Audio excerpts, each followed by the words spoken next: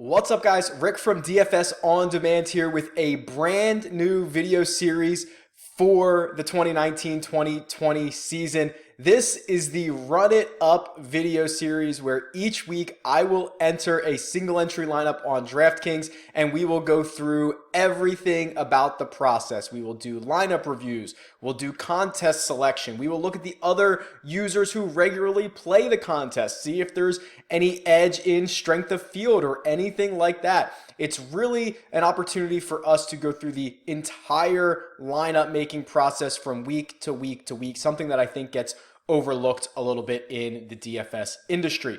So this kind of takes the place of what I did last year, which was the quest for the GC Cup, which is a very specific contest held by Gup's Corner, but we would do lineup reviews and look at standings from the week before. To me, that was great, but it was a little limited because there was only 144 of us in that contest. This is going to be more widespread appeal, at least I hope that to be the case, for a lot of you who are just building lineups on DraftKings. So before we jump into this, I'm going to give away, as I normally do, a few weekly memberships to my site, which is DFS On Demand. Those are all the tools that I've reworked for this year and we're going to use in a big way every single week on this video series. Two ways to get into that. Or actually 3 ways to get into that. I'll give away 3 of them. First of all, if you're watching on YouTube, make sure that you have liked the video, make sure that you are subscribed, and comment below with something you would like to learn or something that you would like to see from this video series, and I'll use that for future episodes. Second way, audio podcasts. Wherever you listen to your audio podcast, give this a 5-star review. Say something nice about the show. That's a second way. Third way, follow me on Instagram. Link is in the description. I have a post on there that is, it's golfers if they were football teams, where there's logos for golfers and put on football helmets. It's kind of cool, something I whipped up in Photoshop. Give that a like, comment that post with something you're looking forward to in this video series, and I'll give out 3 of these entries. All right. Let's get into this a little bit more. A couple of reasons more on what this is going to be. I'm going to track the results each week. I will release a spreadsheet with my results throughout the entire season. I'll be completely transparent. I will show you my lineups each and every week, but this video will not hit YouTube, or it will not hit the audio waves until lineups lock. I'm not going to give out full lineups, as I never do, especially in advance, especially in a contest that is fairly small. I'm not going to do it. It's bad for the industry, but you will have the lineup when the tournament actually starts, so you can follow along if you're interested in that. I will, in subsequent episodes, I will include a link to the spreadsheet or any visuals that I create to track our results. So you'll always be able to see all my lineups and how we've done each and every week. Finally, what else did I want to talk about here? I don't know. Let's move on to the contest that we have chosen and how I settled on the $200 driver is what this contest is called on DraftKings. So let's go over to their lobby and I'll talk you through my thought process on this.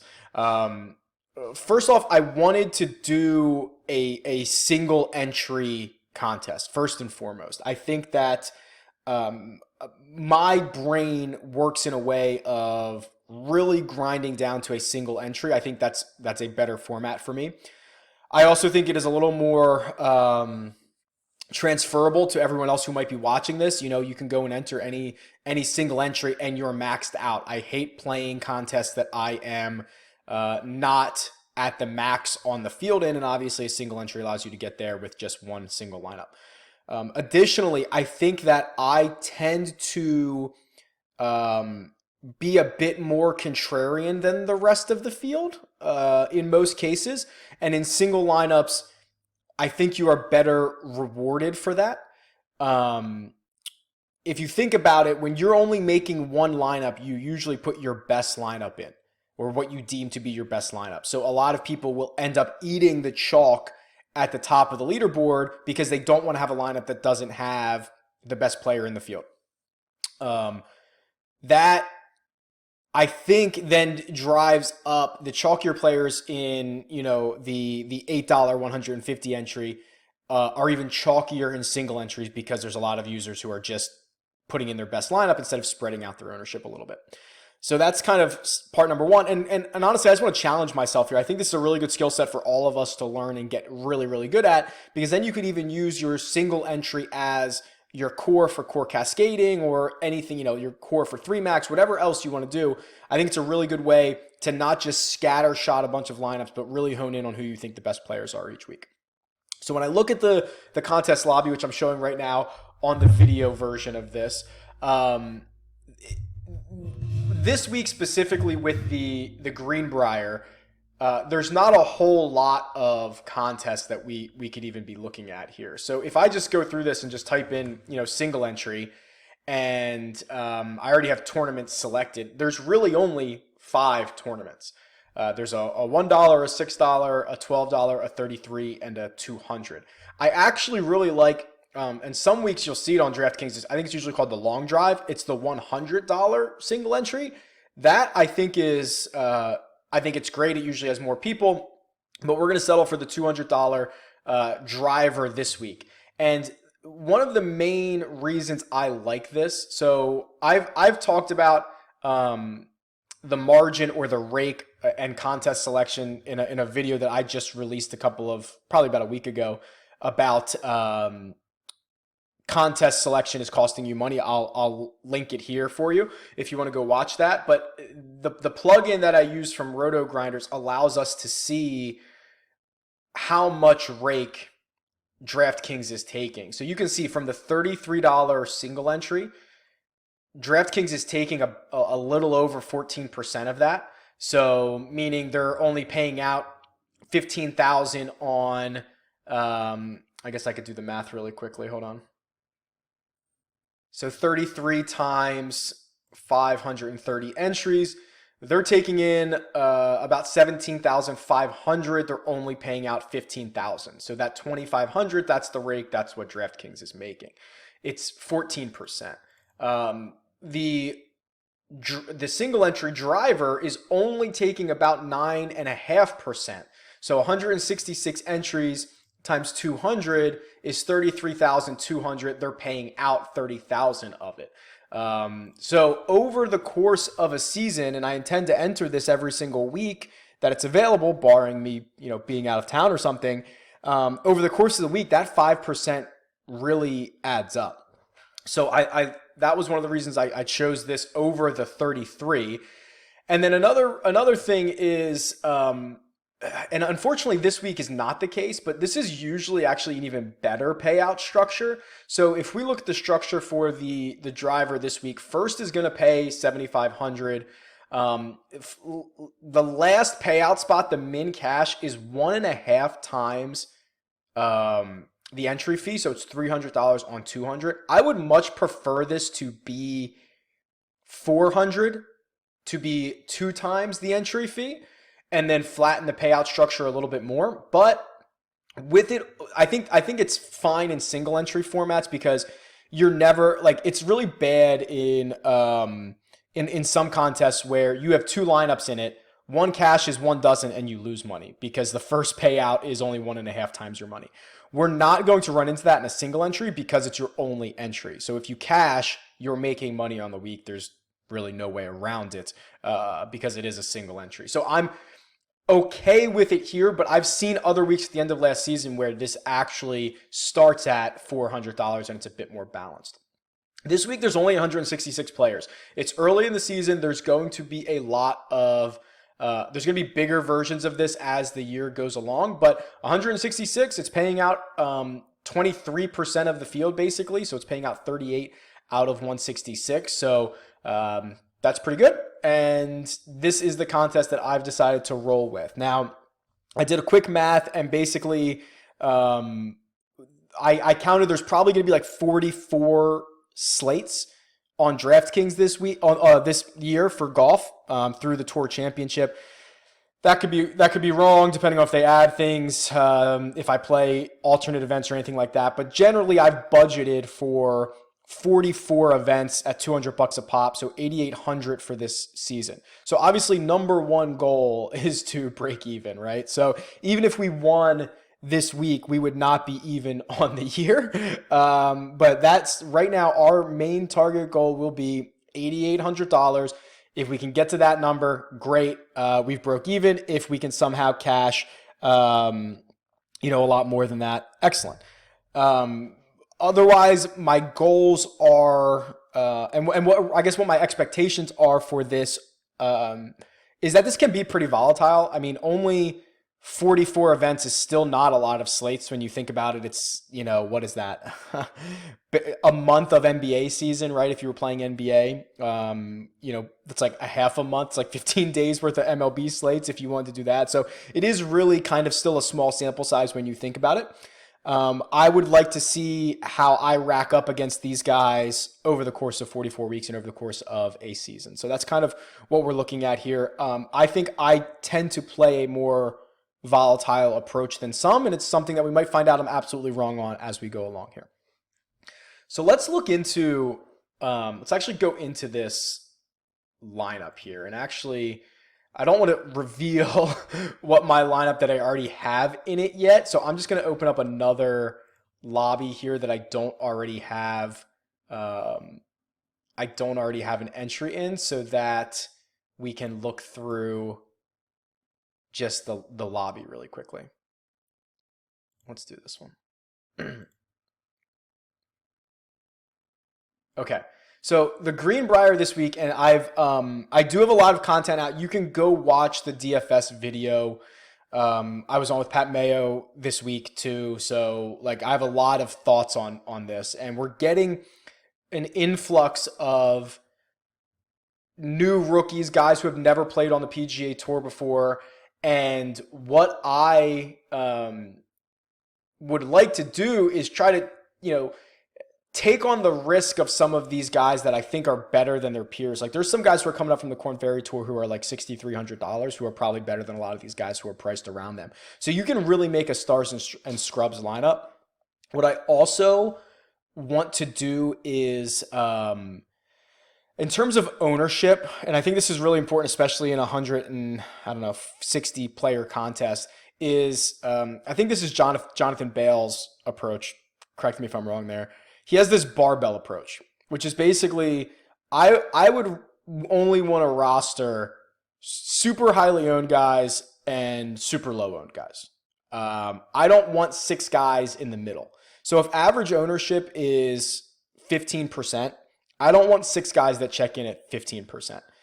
I don't have leverage on anybody, right? Like I'm just very much, stuck with all 6 of my guys have to do really well. I don't have an edge.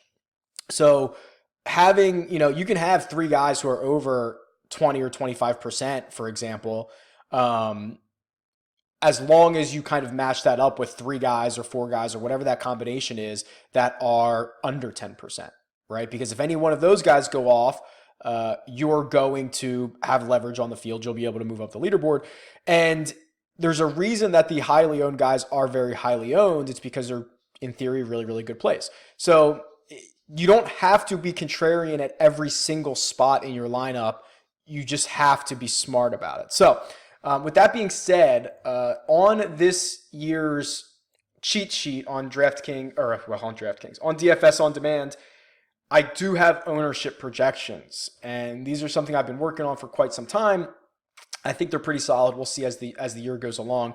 One thing to note is these are not single entry ownership projections. These are probably closer to like that $8 150 max, that type of ownership. So I would actually probably the popular guys I'd probably even amp up a little bit more for single entries, and then we'll talk about in a second. But a $200 in theory contest, the players should be better. We're going to find out if that's actually the case. I mean, there's guys who have NFL money on there. I don't know what the strength of field or strength of contest is actually going to be. We'll try to figure that out as we go along here. But some of the guys that might go overlooked in lower buy-in contests are probably going to be higher owned. So where I'm going with all of this, I got really stuck on like 6 to 8 players that I wanted to roster. I absolutely loved the $9,000 range. You know, Sung Jae, Joaquin Neiman, Benny On, Scotty Scheffler, even Keegan. Like, I loved all of those guys. If I could have played 6 guys from the $9,000 range, I would have done it. Victor Hovland, absolutely loved. Okay, so that was where I was going. I loved Hovland from the top. I loved basically everybody in the 9s, and I basically hated everybody in the 8s. Then I can go down really, really far and find some Corn Ferry Tour guys like Christopher Ventura, like Chase Seifert, like Andrew Landry, who I know is not a Corn Ferry Tour guy, but he's priced at $7,000, I think, or $7,200. So I could have gone there. Looking at the course key stats, my love for the $9,000 guys continued even more. When you sort this by strokes gained tee to green, which is going to be so critical this week as it is every week, a lot of the guys who pop off here show up in the $9,000 range. Benny On coming in second behind Victor Hovland in this stat basically made him a staple in a lot of the lineups that I was building. But I got stuck between a couple, and I'll show you where I got stuck here. So this is just a little visual that I whipped up on my side so that you guys can see this. But what I have here are the stats from the cheat sheet and basically my projected ownership across 2 different lineups here. So these are the 2 lineups that I kind of got stuck with. I got stuck in a situation where I could have had a much more balanced lineup without Victor Hovland, which looked like Joaquin Neiman, Ben On, Tom Lewis, Scott Scheffler, Hank Lebioda, and Christopher Ventura. I love that lineup, but it does not have Victor Hovland in it, who I love. Compared to a second lineup that I like and I am okay with, and it does have Victor Hovland, which is Hovland, Ben On, Scotty Scheffler, Hank Lebioda, Doc Redman, and Christopher Ventura. So to me, both of these lineups match some of the criteria that I'm looking for, which is kind of that barbell approach. The first lineup, Neiman and Benny On, I expect to be over 20%, expect to be on the high end of the barbell, with Tom Lewis, Hank Lebioda, and Christopher Ventura being the bottom end of the barbell. I think that Scotty Scheffler, so I have him projected at 9%. I guarantee he comes in more than that in the $200 single entry, because I think a lot of people are going to be aware of him if they're playing that contest. So I actually think I think Scotty Scheffler could literally be 20%, and I could have Neiman, Ben On, and Scotty Scheffler over 20%, and the other 3 guys under 10%, which would be exactly what I'm looking for. The second lineup also matches that. Again, it would just be Victor Hovland, who is chalk, Ben On, who is chalk, and then Scotty Scheffler, who I think is going to end up being chalkier than my ownership projections. And then Lebioda, Redmond, and Ventura would be the bottom end of this. So what it ended up coming down to is, do I want to play Neiman and Tom Lewis or Victor Hovland and Doc Redman? That is literally what it came down to, because the other 4 guys are exactly the same. And for me, what I've decided to do is go with the Victor Hovland lineup. I am looking for significant upside here.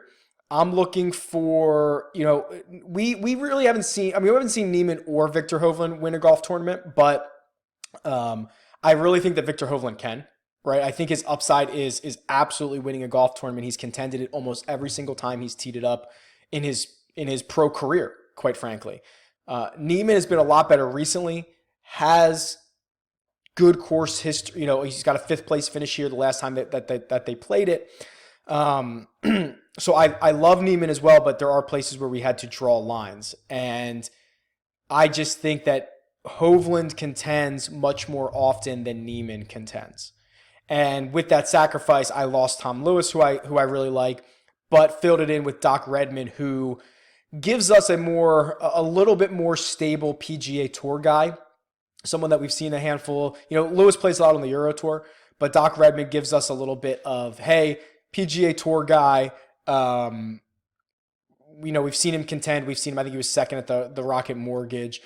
he can go out and have a pretty good week. The rest of it is pretty straightforward. Ventura, I just think, is $6,300. He's made cuts on the PGA Tour before. I've talked a lot about him this week. Lebioda makes a lot of birdies, especially with the new cut rules, top 65 and ties getting through. Birdies are kind of even more valuable in that DraftKings scoring. And then, obviously love for Scotty Scheffler, Benny On. Those guys were going to be in either lineup. So that is what I've settled on. So here's the lineup, locked, loaded, ready to go in DraftKings. So we've got it in there. I did throw that other lineup just in the $8 in case it ends up being the nuts. But if that ends up being the nuts, it means we got four parts of it, right? So I think we'll be doing good either way. But this is what I've started with. I could be very wrong here, but I'm interested to see how this goes in future episodes. We will look back at how this lineup did, how others reacted in this driver single entry, and we're going to start to learn some trends about this contest, about other players in this contest, and maybe really hone in our skill set for this one contest, which is something I'm looking to do over the next 44 weeks. That's it. Let me know what you think about this brand new video series for this week. Tweet me. It is at RickRunGood. I hope we run good in this. Leave a comment below. I will talk to you guys soon. Good luck this week.